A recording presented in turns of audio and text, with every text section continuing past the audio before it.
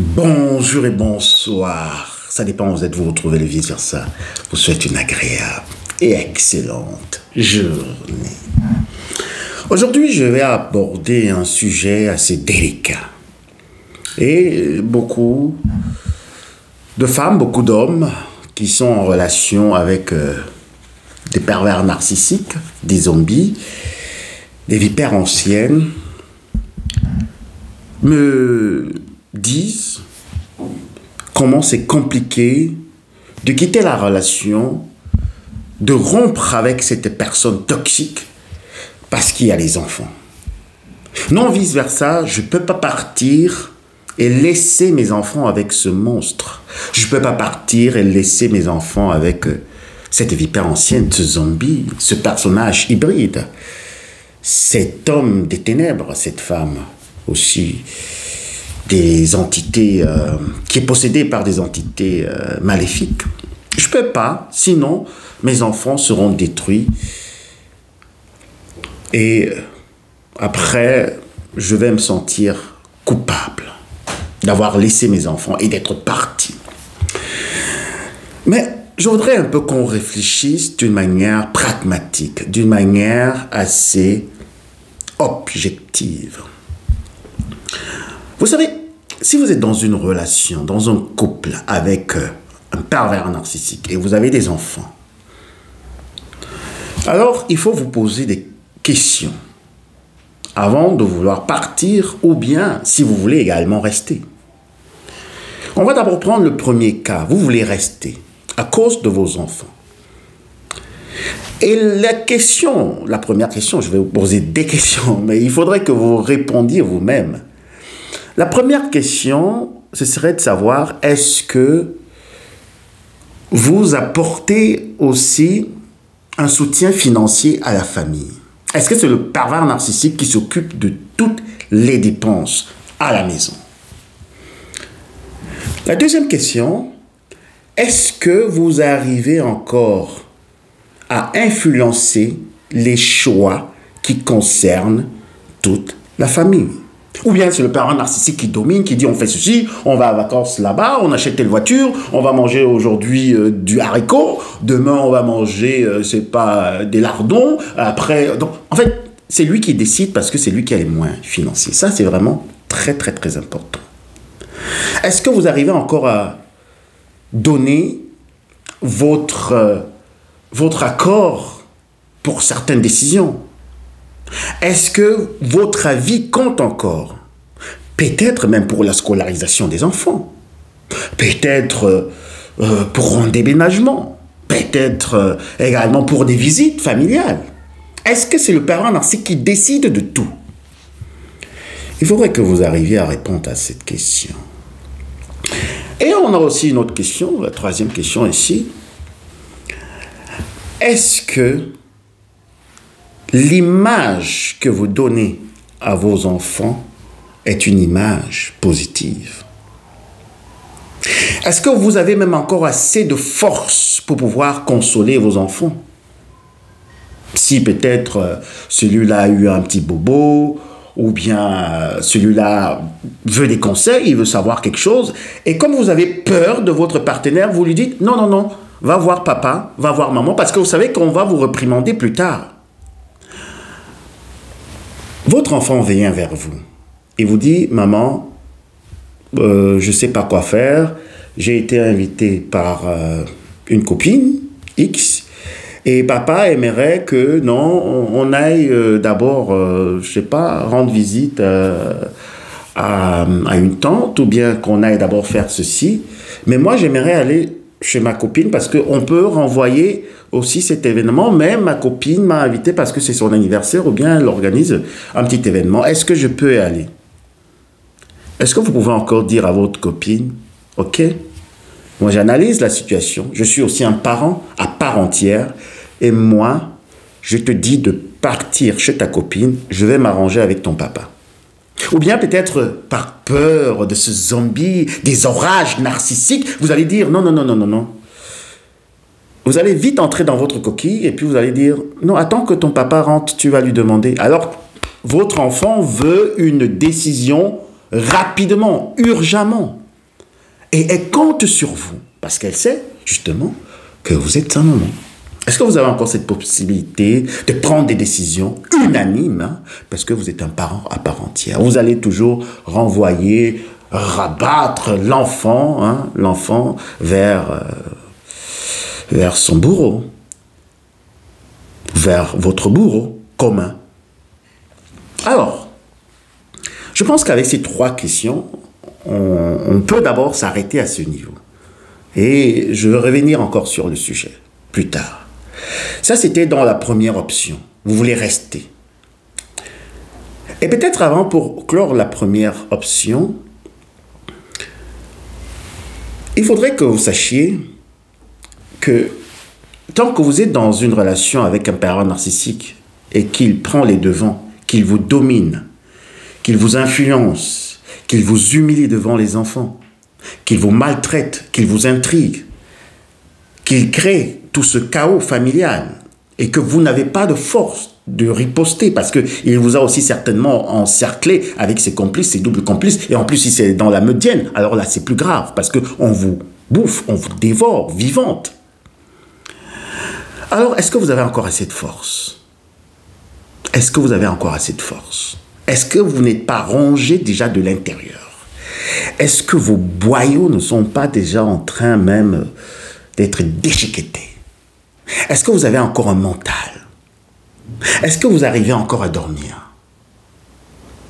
Est-ce que vous n'avez pas déjà commencé à prendre des cachets? Est-ce que vous avez encore la joie de vivre? Est-ce que vos enfants ressentent cela? Est-ce que vous pouvez encore communiquer quelque chose de joyeux, quelque chose de bien à vos enfants?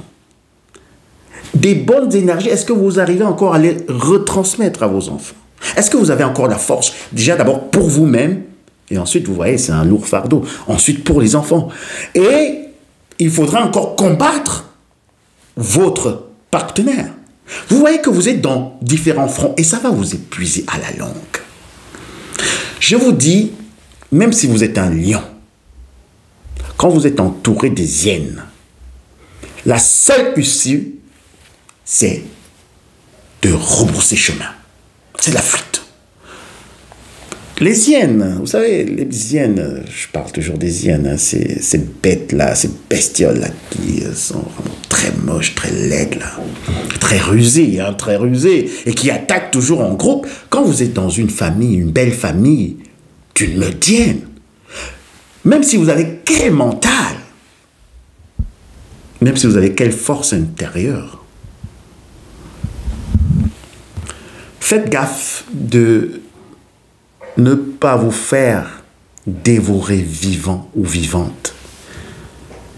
De commencer à développer certaines pathologies, des dépressions, des ulcères d'estomac, des cancers du sein, cancers également des parties génitales, des kystes ovariens, c'est ça, des kystes ovariens, des maux de tête violents, des insomnies, ça c'est, en fait, ça c'est, on peut dire ça c'est le tarif minimum, hein. Donc, est-ce que vous avez encore assez de force? Est-ce que vous pouvez encore combattre à tous les fronts? Combattre contre la vipère ancienne, contre le zombie. Combattre contre ses complices, ses doubles complices, la belle famille. Combattre également contre vous-même, parce que vous êtes déjà complètement à terre, il faudrait que vous vous releviez. Il faudrait que vous combattiez également vos failles narcissiques. Combattre peut-être les enfants, ils ont déjà aussi suivi le parent narcissique, alors ils ne vous écoutent plus. Vous restez donc faire quoi? Vous n'avez plus d'autorité parentale, mais seulement vous vous dites non, il faudrait que je reste à cause des enfants. Il faudrait que je reste. Et l'autre danger, c'est que, comme je disais, vous donnez une très mauvaise image à vos enfants. Si vous avez une fille et que vous êtes une femme, elle va prendre son modèle de femme délaissée, de femme lésée, de femme très soumise, même pas soumise, parce que là, c'est encore un autre débat, hein. Mais de femme complètement esclavagisée. Une femme qui ne doit rien dire, qui est toujours en train de pleurer et qui laisse à l'homme, aux zombies, tout le champ pour pouvoir prendre des décisions pour pouvoir faire tout dans la maison. Vous allez donner une mauvaise image. Et il ne serait pas surprenant qu'après, votre fille tombe sur un homme violent. Parce qu'elle va chercher un homme qui aussi la paterne. Elle va chercher un zombie. Elle va chercher également un psychopathe. Elle va chercher quelqu'un de très, très, très violent. Elle va chercher un PN. Inconsciemment. Parce qu'elle a ce modèle de vous. Et aussi, le garçon, si c'est vous l'homme, qui subissez tout cela, parce que les hommes souffrent beaucoup, beaucoup, hein, avec les pervers narcissiques, avec les zombies et les vipères anciennes, mais c'est seulement, ils ne veulent pas le dire, parce que la société est en train de nous montrer que l'homme, lui, il est fort pour encaisser tout et sans pleurer. Et puis, on nous le dit même déjà depuis l'enfance, l'homme ne pleure pas, l'homme n'a pas de sentiments, l'homme n'a pas d'hypersensibilité, l'homme, il n'a pas d'émotion, en fait. C'est aussi un personnage hybride. Est-ce que vous êtes devenu un homme hybride? Vous êtes malmené par une femme, vous n'arrivez plus à dire quelque chose, vous êtes sévré sexuellement, vous pleurez dans le noir, vous êtes là, vous n'avez rien, vous n'avez pas de force masculine, on vous a déshumanisé, on vous a démasculinisé. Et après, vous dites que vous restez là à cause des enfants. Alors que l'image que vous donnez aux enfants, c'est l'image d'un papa effacé, un papa qui n'a pas de force, un papa qui se fait malmener par une femme. Et votre garçon, si vous en avez un, il va tomber également sur une dominante, sur une pervers narcissique, sur une femme maso. Et ça va encore vous faire plus mal, plus tard. Donc, il faudrait prendre la décision. Maintenant, dans la deuxième option. La deuxième option, vous dites, je n'en peux plus, je pars, je pars. Est-ce que vous êtes indépendant ou indépendante financièrement? Et si vous ne l'êtes pas, cherchez à l'être avant de partir. Ou bien, préparez déjà tout dans l'anonymat d'une manière à ce que quand vous allez partir, vous pouvez ouvrir une petite affaire, vous pouvez prendre un petit crédit, vous pouvez chercher des amis qui peuvent vous aider, qui peuvent vous écouter et enregistrer assez de preuves, d'éléments de preuves. Commencez à être un peu intelligent. Ne tombez pas toujours très vite dans les pièges du pervers narcissique, donc dans des échanges houleux, dans des disputes et tout. Préparez cela. Préparez cela. Vous pouvez avoir des petits trucs, vous voyez, un peu comme les James Bond, tu sais. Vous savez, il y en a beaucoup d'instruments, beaucoup d'outils qu'on peut utiliser maintenant pour justement exposer ces genres de personnes. Il y a beaucoup, il y a beaucoup. Et vous comprenez ce que je suis en train de dire. Vous comprenez.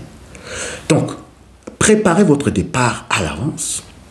Regardez déjà où vous allez aller habiter. Tout doucement, vous n'en parlez à personne. Peut-être à une personne extérieure.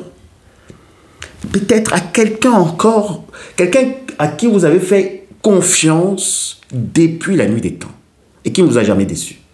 Ou bien ça peut aussi être des assistants sociaux. Ça peut aussi être juste une administration qui s'occupe des femmes battues, des hommes battus et tout comme ça, qui peut organiser également votre départ. Chercher un avocat et tout et tout. Donc préparez cela dans le calme.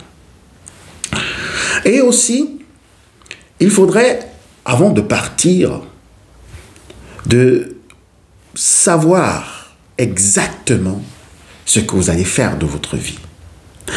Parce que c'est bien de partir. C'est bien de partir, mais après, si vous allez entrer encore, comme on dit ici, in ein Loch reinfallen, donc vous entrez encore dans un autre trou, dans la dépression, alors ce ne serait pas l'objectif. Parce que de toute manière, après la séparation avec un parent narcissique, c'est le noir. C'est la nuit de l'âme. C'est très difficile. Et surtout s'il y a des enfants. Vous avez besoin d'abord de faire de l'espace, de créer assez d'espace. Et ne pensez pas que vous allez perdre vos enfants. On ne perd jamais les enfants. Il y a beaucoup de personnes qui se disent « Non, je vais laisser les enfants, on va me traiter. » Et c'est aussi un autre problème, la réputation. Non, c'est votre vie qui compte. C'est votre vie qui compte. Vous pouvez plus influencer vos enfants quand vous allez vous reconstruire. Vous pouvez plus influencer vos enfants quand vous allez reprendre l'estime de vous-même, la confiance en vous-même. Vous pouvez plus influencer les enfants quand vous serez une personne qui sait ce qu'elle veut et qui est déjà indépendante. Et les enfants verront cela. Ils vont voir comment vous vous êtes reconstruit. Même si vous coupez les ponts 1, 2, 3 années avec les enfants, avec toute cette bande de rats et de vipères anciennes et de zombies et de meudiennes, et que vous revenez étant illuminé et qu'ils revoient une autre personne. Je vous dis, les enfants ils auront maintenant la lumière et les ténèbres.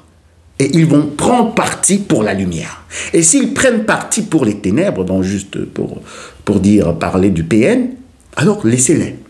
Mais au moins là, vous aurez la possibilité de leur montrer le contraste, de leur montrer la différence d'une personne illuminée, d'une personne joyeuse, d'une personne gaie, d'une personne qui aime la vie, d'une personne réveillée, une personne éclairée. Vous aurez la possibilité de leur montrer cela. Au lieu qu'ils vous voient toujours pleurer, souffrir, toujours vraiment à terre. Il serait mieux, préférable, que vous éloignez, vous entrez dans une retraite, dans le désert, justement dans le désert, vous allez vous purifier, vous allez reprendre des forces, renouer avec la divinité de lumière, et quand vous revenez, je vous dis, vous serez éclatante si vous êtes une femme. Vous essayez de vous faire encore du bien, de vous habiller bien, vraiment de vous mettre à l'aise comme vous voulez. Et quand vous revenez, si ces enfants ont déjà grandi, vous pouvez avoir l'occasion justement de leur en parler. De leur dire, vous savez, maman est d'abord partie parce qu'elle ne pouvait plus. Elle ne pouvait pas vous dire cela. Je ne pouvais pas vous dire cela, mes enfants. Je ne pouvais pas vous dire cela. Je souffrais. Votre papa m'a beaucoup fait souffrir. C'est pour ça que je suis d'abord parti. Et maintenant, je suis là. Si vous voulez venir me rendre visite où je suis, venez. Mais avec votre papa, c'est très difficile. Je reviens sur la question. Je reviens sur ce gros sujet, autant pour moi. Et c'est aussi une question. Dois-je partir? Dois-je rester? Et peut-être pour la femme, comme je disais, on ne perd jamais les enfants. On ne perd jamais les enfants. Vos enfants vont rester vos enfants. Pour toujours. Et ils vont aussi rester les enfants du PN à jamais. Mais seulement, vous devez apporter quelque chose d'autre. Parce que si vous restez dans une relation avec un pervers narcissique, votre âme va noircir. L'âme du pervers narcissique est déjà noire. Votre âme devient aussi noire. Vous n'avez plus de force, vous n'avez plus d'âme, vous êtes comme un zombie dans la relation. Alors qu'est-ce que vous pensez que vos enfants seront? Qu'est-ce que vous pensez que vos enfants seront? Je vais vous avoir un gros bisou, du courage, mais profitez de la vie, profitez du soleil, la lumière du soleil. À très bientôt. Bisous, bye.